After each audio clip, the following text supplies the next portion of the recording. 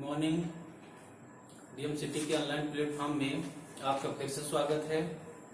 इसके पहले वाले वीडियो में हम वन वे स्लैब का प्रोसेस लिमिट स्टेट मेथड से देखे थे। अब आज ये नेक्स्ट वीडियो उसका न्यूमेरिकल है वन वे स्लैब का। क्वेश्चन यहाँ पे मैं लिख दिया हूँ। एक शुद्ध लंबी स्लैब का छोटा पार्ट 4 मीटर है। इस पर 2 किलोमीटर प्रति मीटर स्क्वायर का चल भार आ रहा है। स्लैब की एकल दिशा प्रवृत्त मानकर अभिकल्पन सीमा अवस्था विधि से कीजिए। कंक्रीट की श्रेणी M20 ग्रेड और प्रबलन छड़ों के लिए Fe 415 इस्पात का प्रयोग होना है। एक सिंपली स्लैब का आपको डिजाइन करना है जिसका क्लियर स्पैन 4 मीटर है। क्लियर स्पैन इस पर यह आपका लाइव लोड लग रहा है 2 किलोमीटर प्रति मीटर स्क्वायर का।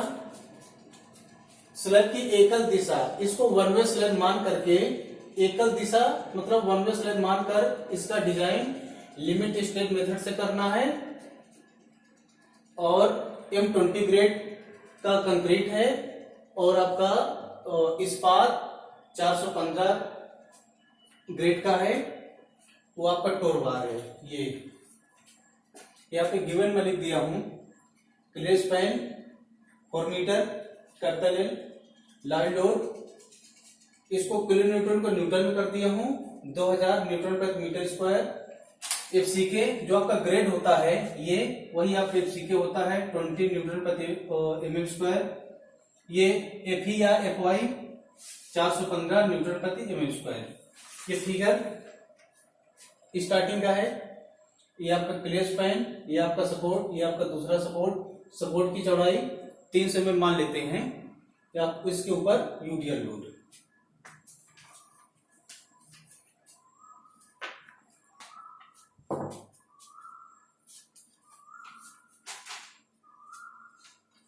गिवन लिख लीजिएगा आप लोग।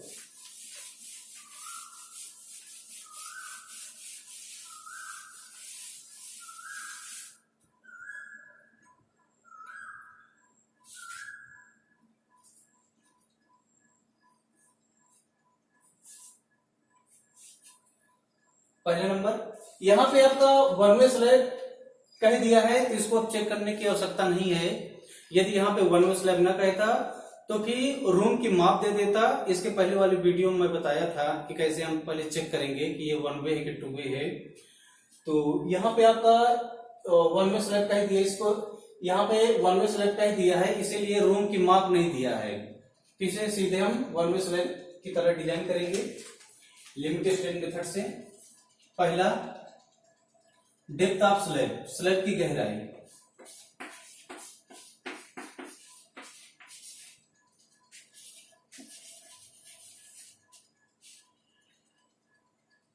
ये हो जाएगा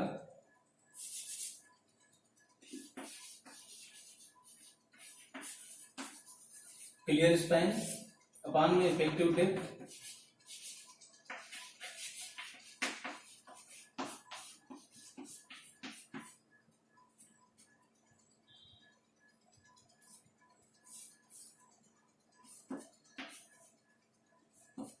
इज इक्वल 30।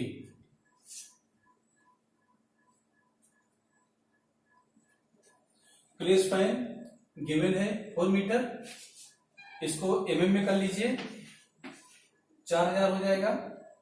अपान में इफेक्टिव डेप्थ स्मॉल डी निकालना है इज इक्वल 30। यहां से स्मॉल डी का मान आ जाएगा 133 mm। ये स्मॉल डी का मान।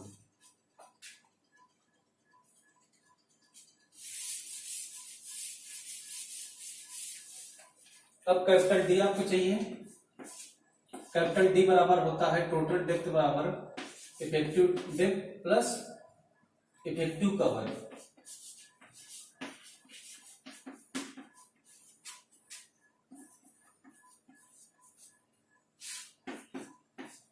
इफेक्टिव डेप्थ यहां से आ गया है 133 प्लस इफेक्टिव कवर। स्लैब के लिए इफेक्टिव कवर लेते हैं 15 mm, तो इसको ऐड करेंगे 148 mm हो जाएगा कैपिटल डी।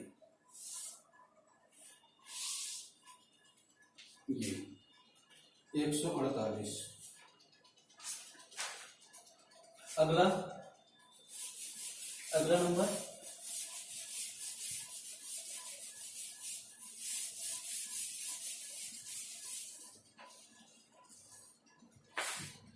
दूसरा नंबर,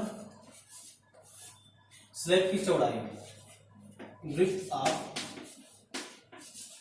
स्लैब, स्लैब की चौड़ाई बी बराबर 1 मीटर मान लेते हैं इसकी चौड़ाई। मैं इसके पहले वाली वीडियो में बताया था कि कैसे हम बड़े पार्ट में 1-1 मीटर की चौड़ाई में ये डिस्ट्रीब्यूट होता है। इफेक्टिव स्पैन,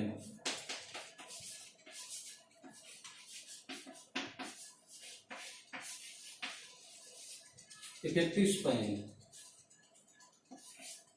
स्मॉल एल बराबर कैपिटल एल प्लस डी और या एल बराबर सपोर्ट के सेंटर टू सेंटर दूरी।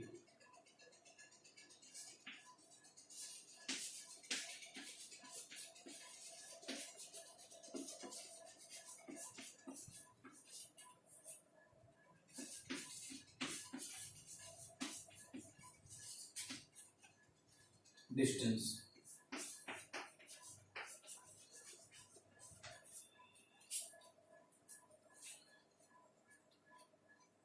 पहले वाले देख लेते हैं, इन दोनों में जो लीस्ट हो। पहले वाले देख लेते हैं, ये capital L 4 metre plus small d 133, ये आपका हो जाएगा 4.133 मीटर। ये पहला, और दूसरा हो जाएगा जब इसको आप सॉल्व करेंगे, एक सपोर्ट के सेंटर से ये आपका 300 mm है, इसका आधा कितना हो जाएगा इसके सेंटर से, और इस सपोर्ट के सेंटर तक की हमें दूरी चाहिए, ये दूरी, ये आपका 150 हो जाएगा mm में, ये आपका 150, और ये बीच का 4, तो सब मीटर में रखिए। 30 का आधा 150 मतलब 15, 0.15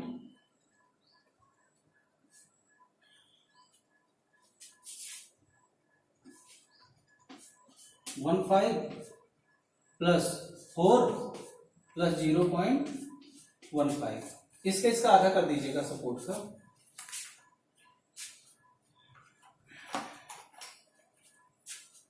ये आपको हो जाएगा 4.3 मीटर।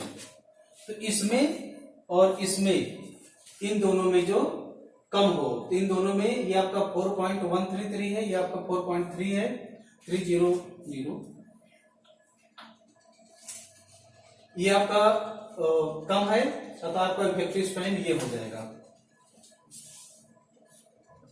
ये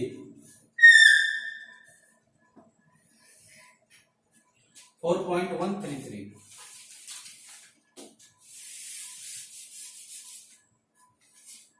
नेक्स्ट लोड,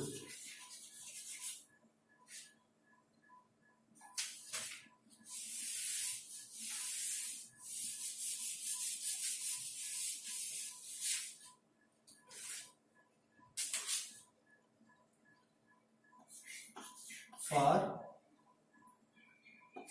पर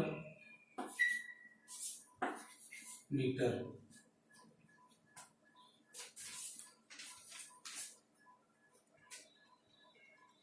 प्रति मीटर के लिए ये नंबर हो जाएगा लाइन लोड।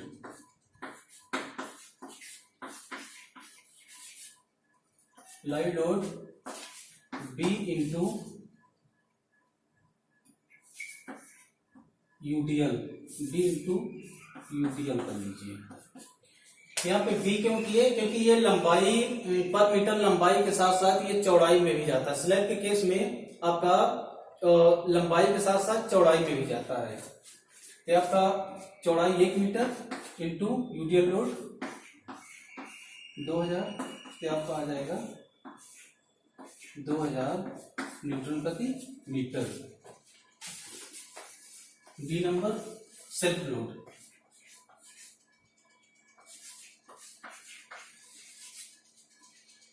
सेल्फ लोड आपको हो जाएगा 1 into B into D into RCC का भार।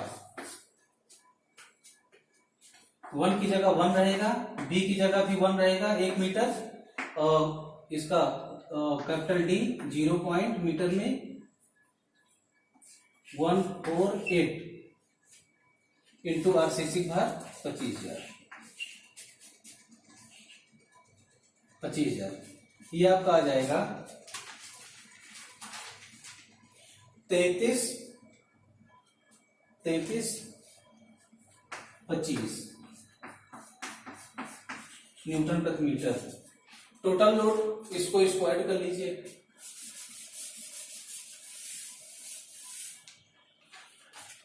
Total load UDL plus self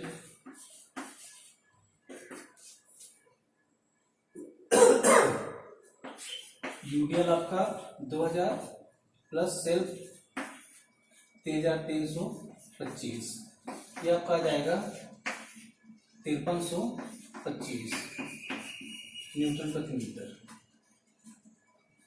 ये आपका टोटल लोड आ गया।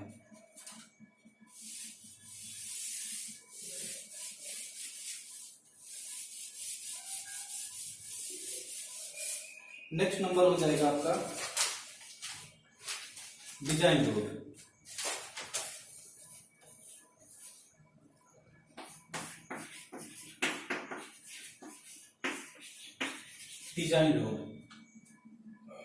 डिजाइन लोड होता है टोटल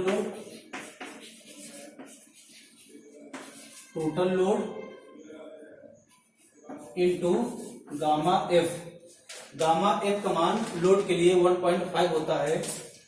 तो टोटल लोड आपका आया था 5325 इंटू 1.5, ये आपका आ जाएगा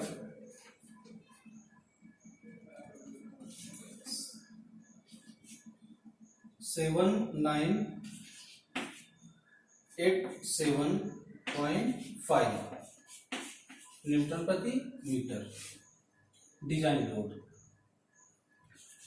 WU।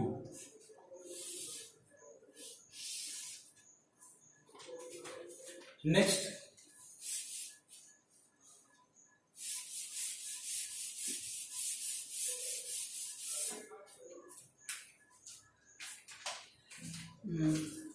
सिक्स नंबर हो जाएगा design bending moment.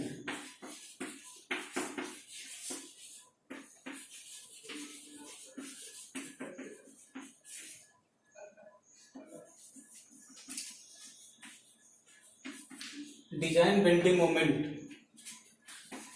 MU is equal WU L square upon में 8। ये आपका डिजाइन लोड है 7987.5 into effective span 4.133 square upon में 8। तो आपका आ जाएगा ये 17.05 into 10⁶ newton into mm।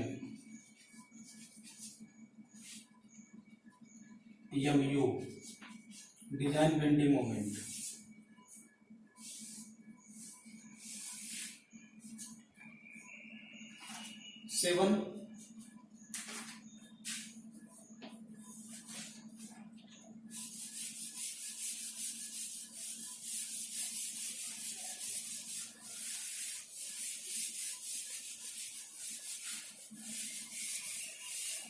Bending moment के बाद अब आप निकालेंगे limiting value of neutral axis.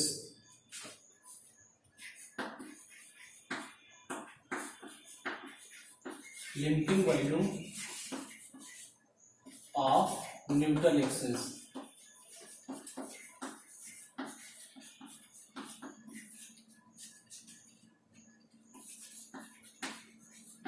X u max is equal 700 upon 1100 plus 0.87 f y into d. और इसका मान डी के फॉर्म में निकालना है। 700 upon 1100 plus 0.87 f y 415 into d. इसका मान आएगा 0.48 into d. X u max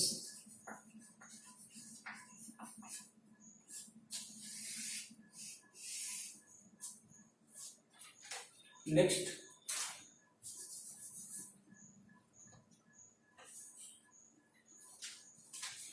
मैं ये न्यूमेरिकल में इसलिए ज्यादा नहीं इसको डिफाइन कर रहा हूं क्योंकि प्रोसेस में पूरा मैं बता दिया हूं, तो आप लोग एक प्रोसेस ना देखो इसको इसका तो इसके पहले वाले वीडियो का प्रोसेस पूरा देख लीजिएगा तो ये ज्यादा आपको क्लियर होगा।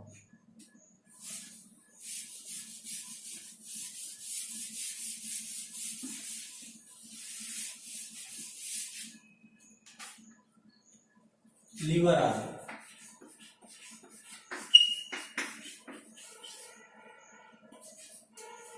Z t minus 0.42 x u max. D की जगह टी 0.42 एक्स यू मैक्स और 0.48 इंटू डी। जब इसको सॉल्व करेंगे तो आ जाएगा 0.79 into D.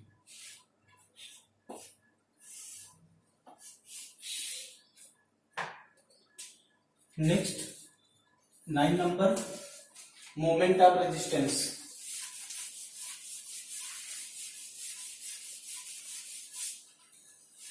Moment of resistance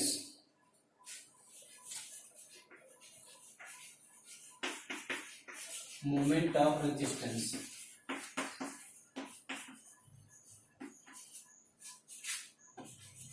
M U is equal 0.36 F C K into B F C U max into Z. इसका वैल्यू पुट अप करिए। एम यू का और डिजाइन बेंडिंग मोमेंट कितना आया था 17.05 into 10⁶ is equal 0.36 F C K 20 into B सब M में रखिएगा 1000 बी का मान चौड़ाई का मान x u max 0.48 D into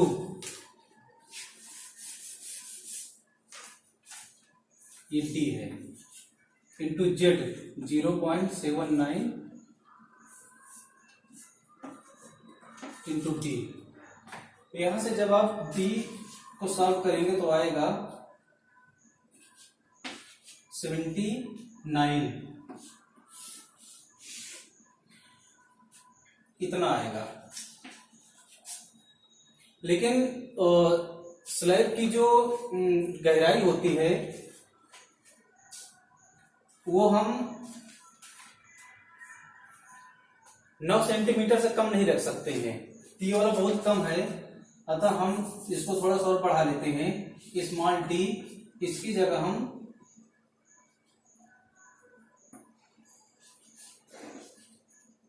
90 mm कर लेते हैं। इसी का लगभग में ये वाला इतना आया है, लेकिन हम इसको इतना लेंगे। इतना ये वाला मान बहुत कम है। स्मॉल डी, आगे जहां जहां भी स्मॉल डी आएगा वहां पे 90 mm लेके आगे बढ़ जाएंगे। अब यहां से कैपिटल डी का मान ये हो जाएगा small D plus effective cover,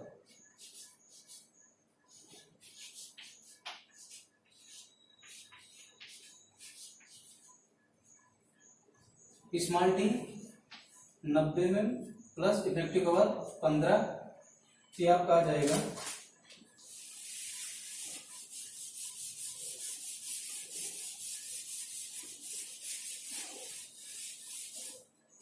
capital D का मान आ जाएगा 105 mm। तो यहां पे इसके पहले जो आप डी निकाले थे, डी एज्यूम अधिक होना चाहिए, D calculate,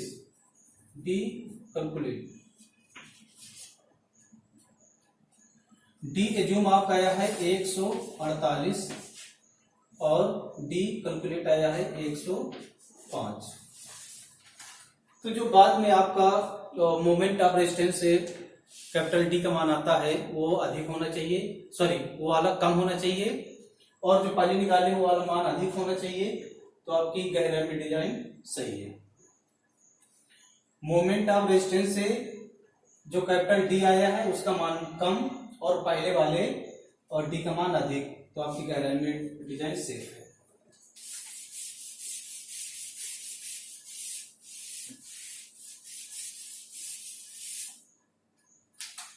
next,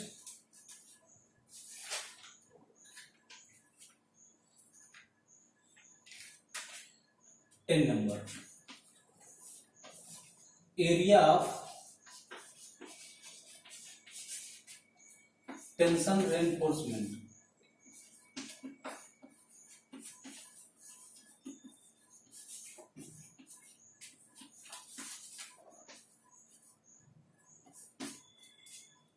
area of tension reinforcement MU बराबर हो जाएगा 0.87 FY AST इंटू जेड। तो यहां से AST बराबर हो जाएगा MU अपान में 0.87 और इसका मान FY का मान 415 इंटू जेड 0.79 इंटू 90 में। जब आप इसका मान रखना है, MU का मान था 0.75 इंटू 10⁶। जब इसको सॉल्व करेंगे तो आपका AST आएगा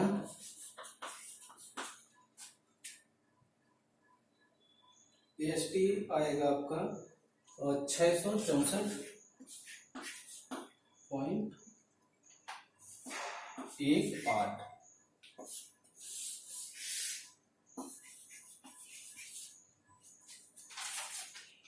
ये आ गया AST। स्लैब में नंबर आप स्पेसिंग निकालते हैं, एक छड़ से दूसरे छड़ के बीच की स्पेसिंग निकालते हैं, तो इसके लिए आपको मेन बार का डाया एज्यूम करना पड़ेगा।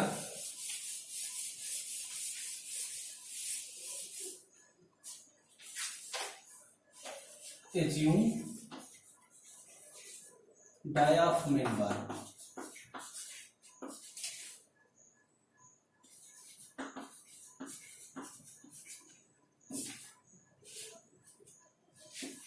फाइव वन बराबर 12 mm। अब इसका क्षेत्रफल निकाल लीजिए A1 5/4 इंटू 12 के स्क्वायर, ये आपका आ जाएगा A1 का मान 113.04।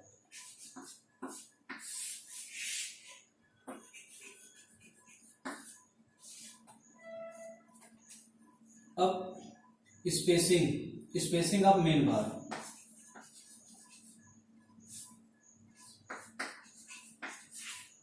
Spacing of main bar S1 बराबर A1 इंटू 1000 अपान में AST। A1 का मान ये है 113.04 इंटू 1000 अपान में AST आपका आया था 664.18।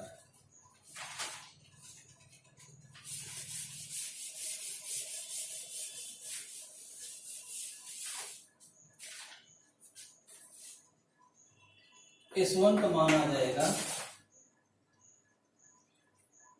170.19 mm।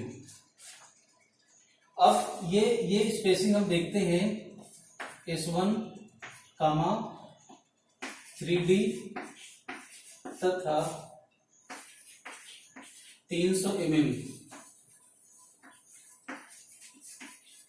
इन तीनों में जो न्यूनतम होगा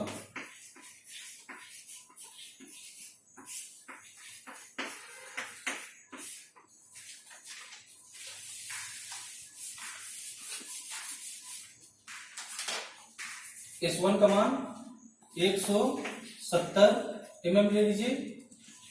3 इंटू स्मॉल टी का मान 90 mm इंटू 300 mm। देख लीजिए ये तो आपका 170 है, ये 9 3 27, सॉरी ये वाला आपका आया था स्मॉल डी का मान मोमेंट ऑफ रेजिस्टेंस से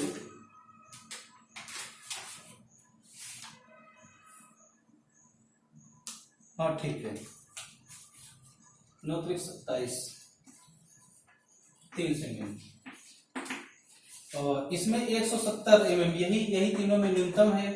अतः ये जब आप प्लान में देखेंगे, ये मान लीजिए आप मेन बार ऐसे ऐसे बिछा रहे हैं ऐसे ऐसे, तो यही आपका डिस्टेंस आया है। ये आपका S1 का मान है। ये ऐसे ऐसे हम सेंटर टू सेंटर दूरी पे बिछाएंगे मेन बार। तो यहाँ पे आप थ्योरी लिख दीजिएगा। अतः 12 mm फाई की main bar 170 mm centre to centre डालेंगे। अब ऐसे ही डिस्ट्रीब्यूटर बार का स्पेसिंग निकालेंगे।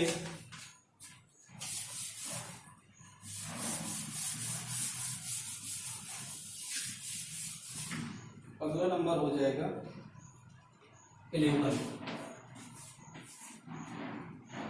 Area of distributed bar.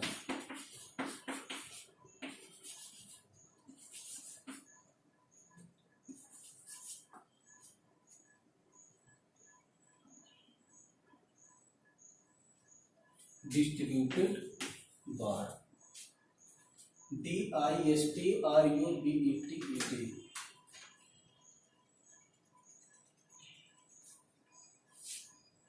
Sorry DISTRIBUTED distributed bar. ASD टोर बार है 0.12% इंटू बी इंटू डी। ये होता है जब Fe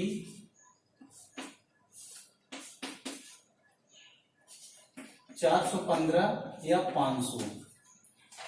यदि यहाँ पे आपका माइल्ड स्टील दिया होता 250 दिया होता तो यहाँ पे ले लेते 0.15 ले लेते। इसके पहले वाले वीडियो में बताया हूं डिटेल से। 0.12 अपान में 100 इंटू बी 1000 इंटू डी 105, ये आपका आ जाएगा ASD 126 mm।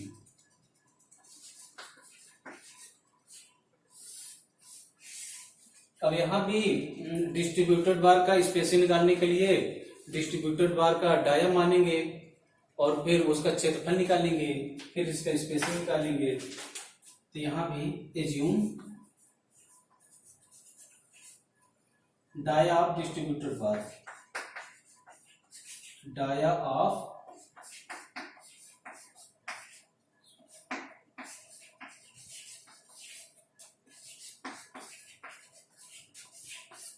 I2 बराबर 10 mm ले लीजिए, डिस्ट्रीब्यूटेड बार का डाया 10 mm ले लीजिए। अब इसका क्षेत्रफल निकाल लीजिए।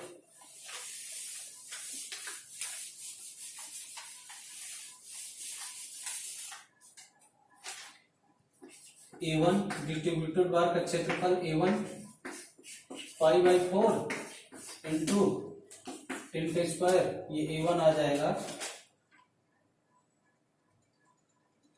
सॉरी A2 आ जाएगा 78.5 mm square.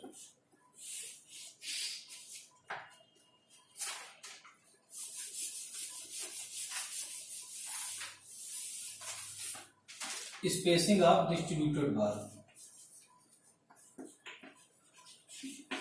Spacing of distributed बार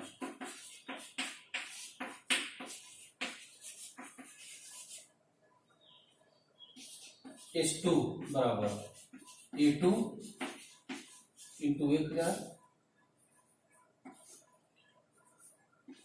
अपान में ASD A2 78.5 इंटू